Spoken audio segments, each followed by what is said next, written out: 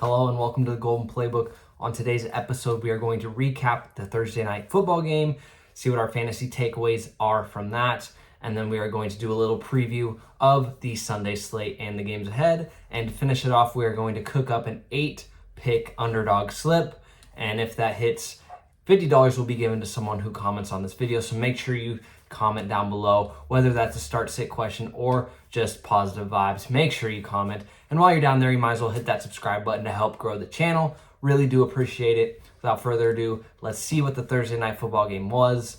And it happened to be a 27-14 Patriots win over the Jets.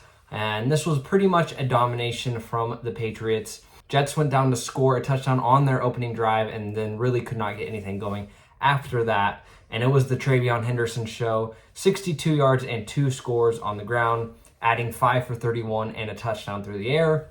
Got the hat trick of touchdowns. Obviously, he's serving as lead back with Ramondre Stevenson being out for another week. And he's going to continue to be a very solid fantasy start until Ramondre gets back. And then we'll kind of have to see how that split goes. Drake May, another good 281 yards and a touchdown. Didn't really have to rush much in this game. Just due to the circumstances, they were winning pretty handily. He did not have to get scooting on the ground. Leading receiver, Stephon Diggs, 9 for 105. But like I've been saying week in and week out, it's very hard to predict who's going to kind of get that bulk of the work. Last week it was Matt Collins, who also had another solid game, 4 for 64. You like to think Diggs is that number one guy, and he showed it in this one, but hard to kind of tell week to week. And Kayshon Boutte missed this game as well. So once he's back, it gets even more kind of dicey of who is the number one receiver. On the Jets side of things, I'm going to be shocked if Justin Fields continues to start football games. He just does not look very good. He got it down on the ground, 67 yards and a touchdown. Did look pretty athletic. But this offense is just not clicking at all. He can't make the basic throws. Newly acquired Adonai Mitchell had a handful of drops as well. Just couldn't get it going. The lone receiving threat to get it done was John Mechie, 3 for 45 and a touchdown. That's not really anything that's going to continue for fantasy value. Breece Hall, this is kind of the problem with starting players on bad offenses. This is what can happen. 58 yards and, 2 receptions. Obviously not good enough for your fantasy squad, and that's kind of the concerns with Breece Hall being on the poor offense. If he doesn't score a touchdown, is he going to come home fantasy-wise? I'd be shocked if Justin Fields continues to start football games moving forward. Tyrod Taylor just gave them a little bit more stability in the passing game. Obviously, you would lose some of the rushing upside, but something needs to be done. This Jets offense does look very, very poor. And instead of the usual start-sit conversation over that Facebook group that we normally do, this week I'm just going to talk through each game as I'm on Underdog looking at the pick'ems. We're going to look at some of the players' lines so we can kind of use that into our decision making and just talk about players I like for this week and dislike for this week. Subscribe! All right, first off, we have the Madrid game, Washington and Miami. I expect this one to be an interesting game. Obviously, it would be much better if Jaden Daniels was playing, but these are two defenses that aren't very good, especially Washington's pass defense. Miami showed a little bit of fight last week on defense against Buffalo, so we'll have to see if that continues. But players I obviously like are Devon Achane. He is, doing it week in and week out. Waddle obviously has a very favorable matchup against that bad Washington secondary, like I mentioned. He is a guy who should be able to do it. I think over 5.5 receptions is a very good number for him. In fact, I'm going to click on that. Not locking it in, but I like that number. Debo, I think, is fine considering their kind of, lack of options on offense at this point. The running back situation for Washington is an interesting one. They've got Chris Rodriguez, Jeremy McNichols, and Ja'Cory Cross-Gamera all kind of in this, timeshare, if you will. They actually have JCM at 33.5 yards and Chris Rodriguez at 37.5. So that kind of, lets you know where they are at on JCM. I would not feel comfortable having him in my starting lineup this week, although I know guys like Jonathan Taylor are on bye, so you may have to, but it doesn't feel good, that's for sure. Tua's passing yardage number at 233.5, so a very respectable number. Like I said, great matchup for Tua and this passing offense. I think Miami has a very good shot to win this game. We're going to stick with our Jalen Waddle, higher than 5.5 receptions. and we'll see if it sticks.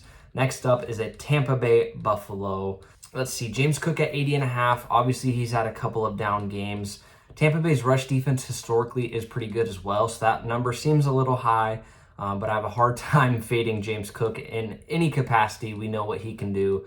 Let's see, I think Emeka Ibuka, again, higher than 4.5 receptions. He's going to be their number one guy. No Godwin, no Mike Evans, of course. I think that is a smash spot, and a game that should be competitive.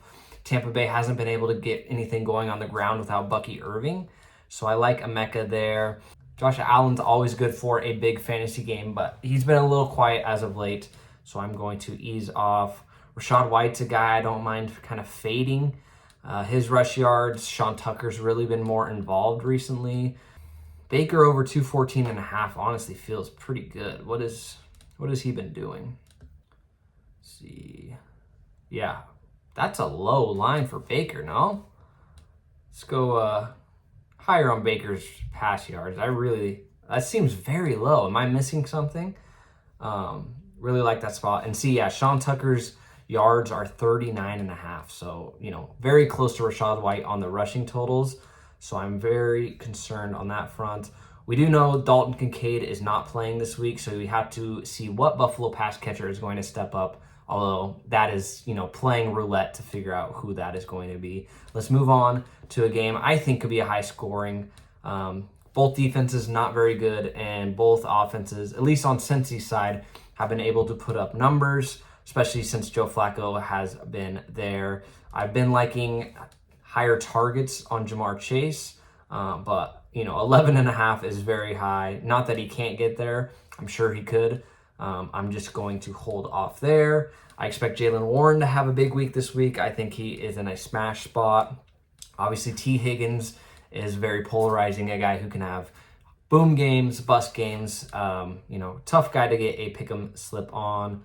DK Metcalf is a guy I would actually look at taking an under, just because the lone bright spot on the Bengals defense has been their number one cornerback, DJ Turner. He's actually shut down number one receivers. He was who they were playing when Rome Odunze had the 0 catches. So that is something to look at. Another thing I'll note is Cincinnati is very, very bad against opposing tight ends. Colson Loveland obviously had that huge boom game, multiple touchdowns against them. Only problem is Steelers have 3 tight ends they play: Jonnu Smith, Pat Freiermuth, and Darnell Washington. All guys have lines, so that is very hard to predict. And Aaron Rodgers with a very high passing yardage total for him, 234.5. That is just very indicative of, how bad this Cincy defense has been. Although I'm expecting, fireworks in this game, I'm not going to have a play. Nothing really spoke out to me there. But we'll go to another divisional matchup, Chicago versus Minnesota. And this is an interesting one. The Vikings just haven't looked the same since J.J. McCarthy's been the quarterback, at least for receiving standpoint. But it's very hard to fade Justin Jefferson, especially against a Chicago defense has been poor in their own right. Aaron Jones has been, lights out since being back from injury. I kind of like 76.5 combo yards there. DJ Moore's kind of a guy that is not performing very well lately. Rome Odunze plus multiplier on higher receptions. Are we just going to make it a higher receptions day? That seems pretty light to me. Let's see. I think maybe I kind of like a lower on Jordan Mason yards. Let's see. I think we are going to do the Rome Odunze receptions. I really like over 4.5, and we're getting a little juicy multiplier there, 1.07. Moving on, Carolina and Atlanta. Drake London did pop up on the injury report, but all indications are that he will play. Interesting to see how Carolina's offense is. Obviously, they just want to run the ball with Rico Dowdle. It has worked for them up to this point. Although 86.5 rush yards is kind of a lot. I'd hate to fade Rico in this position just because we know how many rush attempts he's going to get.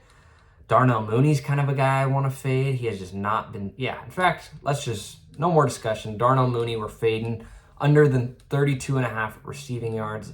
Let's see what he's been doing. and it has not looked good. He has not hit this line in his last 3 games, despite having 8 targets last week. We're going under on Darnell Mooney.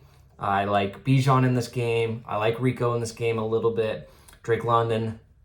Tet is an interesting one. Obviously very limited by Bryce Young's play. So let's move on. Green Bay and New York. We are at 5 of our 8 picks, by the way, for the pick'em. Make sure to comment below so you can get entered into that giveaway. This is obviously a smash spot for Josh Jacobs. I absolutely love pretty much any Jacobs line. If his touchdowns was any better than 0.68, we'd probably just take that. Let's see. Romeo Dobbs looks like he's healthy enough to play. 49.5 is his line. Tyrone Tracy kind of ran the ball much better last game. This is an interesting one because Jameis Winston is going to start. So a little bit more of a gunslinger mentality. All right, we're going to go Luke Musgrave over 2.5 receptions. Obviously, he had 3 receptions last week with Tucker Kraft being out. I think he's going to continue to be involved a little bit. I like that. Higher than 2.5 for Luke Musgrave. Let's move on to Chargers and Jacksonville. Obviously, Ladd has been operating as the wide receiver 1 in the last few weeks. QJ has shown up. Keenan Allen's been a bit quiet. I think this could be a good Kamani Vidal game. Kind of like him. Let's see. His numbers are 66.5 rush yards, 13.5 receiving. See what Parker Washington's numbers are. They don't have any reception numbers out for Parker Washington, unfortunately. I think he's kind of continued to operate as that favorite target for Trevor Lawrence. I've said that a few times. Kind of want to take Bashal Tutin's over rush yards. Like 15.5 feels low. Let's see. Let's do over 15.5 rush yards for Bashal Tutin. I just got a little feeling he's going to get more involved this week. Let's see what they have. ETN at 60.5 rush yards for ETN. I like Bashal Tutin to get a little bit more involved. Recently acquired Jacoby Myers' number is at 43.5. Very interesting.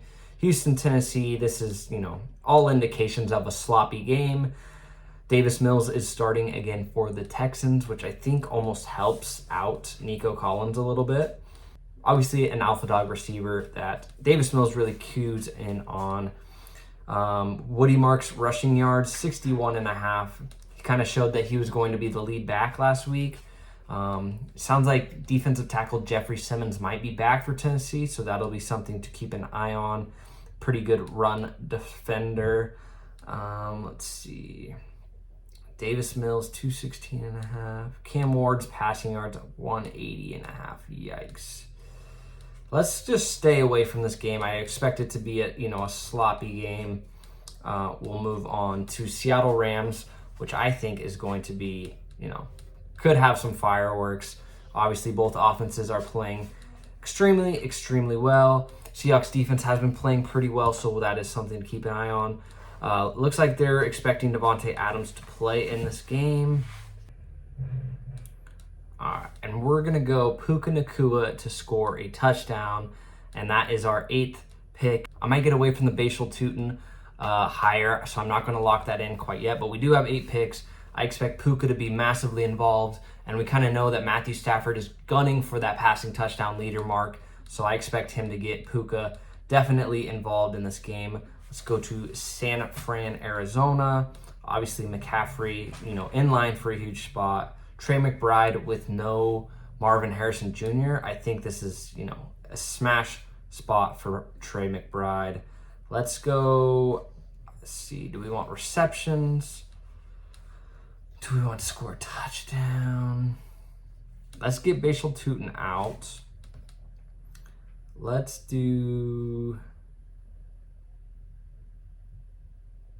go over 10.5 targets. He's going to be a target hog. No Marv. He's going to need to get involved. Brock Purdy is expected to play in this game, finally, which could mean good things for George Kittle. We obviously know the Purdy to Kittle connection is definitely good. Pearsall expected to play, so San Fran is getting back some guys. Both of these defenses are very poor. I think this could be an underrated shootout game. I like both sides on offense in this game. Pretty much most of the pieces outside of the Arizona running back position, it's just too hard to figure out, and they don't have a quality enough piece to play. We filled out our pick'em slip, but I'm going to talk through the rest of the couple games, and then we'll make that slip official. Rashee Rice, expecting good things every week. We know Pat Surtain is not playing, and this Denver secondary has not been nearly the same without him. Rashee Rice should continue to eat. Xavier Worthy, we kind of have to, see it happen before we can really trust what he's got going on, and he's on the injury report as well. Tough matchup for Courtland Sutton, and really, I don't think Bo Nix is, good enough to get him the ball in the spot. The one thing about this game is no J.K. Dobbins, so it could be a very solid spot for R.J. Harvey. Should get some more, definitely should get some more lead down work as a runner. Hopefully he stays involved in the passing game as well. I think R.J. Harvey is a very solid RB2 start this week. Same for Kareem Hunt, another week without Isaiah Pacheco. If you have to slot Kareem Hunt into your lineup, I wouldn't feel too bad about it. Other than that, Troy Franklin, kind of a tough matchup for him. Wouldn't feel great. Obviously, Mahomes is able to, go off at any game. So Patrick Mahomes, very solid start here. But RJ Harvey is the guy to look out for in this game. I think, a very strong opportunity awaits. Baltimore, Cleveland, still waiting on, kind of a Lamar Jackson welcome back from injury game. Just hasn't happened. He hasn't had to have those explosive plays. And this Cleveland defense is pretty solid, so I don't know if this is the week for, Lamar and this Baltimore offense. I'm not really comfortable sitting any of the pieces. Zay Flowers, Derrick Henry, I'm starting those guys. On the Cleveland side of things, I'd be a little skeptical to start Quinshon Judkins. I think, in games where Cleveland is trailing like I expect in this game, he's just not going to get used as much because they don't, use him as a pass catcher. So he is a guy I would be a little bit worried about. In fact, lower on his rushing touchdown would be something I would take a look at. For the Cleveland pass catchers, very hard to predict who is going to get involved. We know Dylan Gabriel likes to target his tight ends, so I like Harold Fannin a decent bit. David Njoku too. I just wish they were getting, their stats were combined because that would make for a much better tight end option. But I like Harold Fannin a little more than Njoku. Overall, a tough game. I could see it being, a low-scoring slugfest. And finally, let's talk about this Detroit and Philly Sunday night game. I really, really hope Detroit scores first, so Philly has to kind of push back and play real offense, not just run the ball with Saquon 20 times a game inefficiently. When Philly has shown that they, have to come back in a game like they did against the Rams earlier in the season, their passing game looks good. Their whole offense looks so much better when that's the case. So I almost hope that Detroit scores early, scores first, so Philly has to play catch up and, actually unload this offensive playmakers. Obviously, A.J. Brown has been very, very frustrated in his role. I don't expect a ton to change, but you never know. A.J. Brown is always, adept to have a boom game. Devontae Smith has been the more, reliable, consistent target. 55.5 receiving yards feels pretty low for Devontae. I'm going to be honest. I would, definitely look at taking his higher. And then lots of the Lions pieces I like. Amon-Ra, Jahmyr Gibbs, Goff, obviously. I think Laporta was banged up. Let's see if they have any lines for Laporta.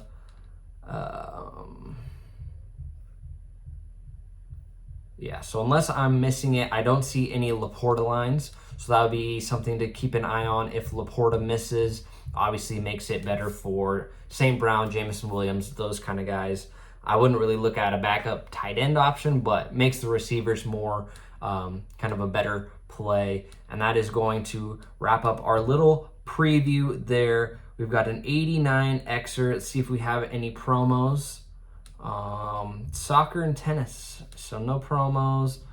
Let's go 5. All right, $6 pays 534 US dollars. Like I've said, comment on this video. If we hit this pick'em, $50 goes to someone who comments. Subscribe to the channel. Smash that like button. Appreciate the support. We'll catch you on the next one. Peace.